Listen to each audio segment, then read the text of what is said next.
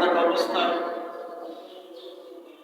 আল্লাহ রাস্তায় যদি আপনি বের করে যেতে পারেন, হাসরের ময়দানে আল্লাহ পাক রব্বুল আলামিন এই দান সদকার উসিলায় আপনাকে মাফ করে জান্নাত পর্যন্ত পৌঁছায় দেবেন। তাই আল্লাহ পাক রব্বুল আলামিন বলেন, মিম্মা রাযাকনাহুম ইউনফিকুন।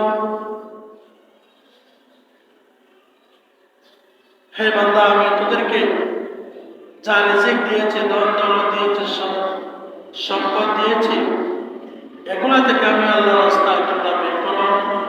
আল্লাহ রাস্তায় ব্যয় করলে আল্লাহ খুশি হন এবং ধন দৌলত বৃদ্ধি হয়, রুজি রোজগারে বরকত হয়, হায়াত বাড়ে, রিজিক বাড়ে, বালা মুসিবত থেকে আল্লাহ পাক রব্বুল আলামিন হেফাজত করেন। হাদিসে পাকের মধ্যে এসেছে, সাদাকাতু তারুদ্দুল বালা, সদকা করলে বালা মুসিবত দূর হয়। আল্লাহ রাব্বুল আলামিন আসমানে জমিনে আযাব আর গজব থেকে হেফাজত করেন। অন্য এক হাদিসের মধ্যে এসেছে, সাফিউ হাবিবুল্লাহ, যারা বেশি বেশি করে আল্লাহর রাস্তায় দান করে তারা আল্লাহর বন্ধু হয়ে যায়।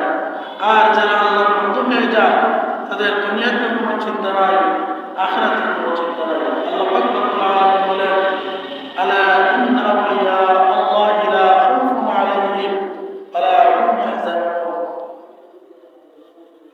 যারা আল্লাহর বন্ধু হয়, লা খাউফুন, তাদের দুনিয়ার মধ্যে কোনো চিন্তা নাই, ওয়া লা হুম ইয়াহজানুন, আখিরাতের মধ্যে কোনো টেনশন নাই, চিন্তা নাই। তাই বেশি বেশি করে আল্লাহর রাস্তায় দান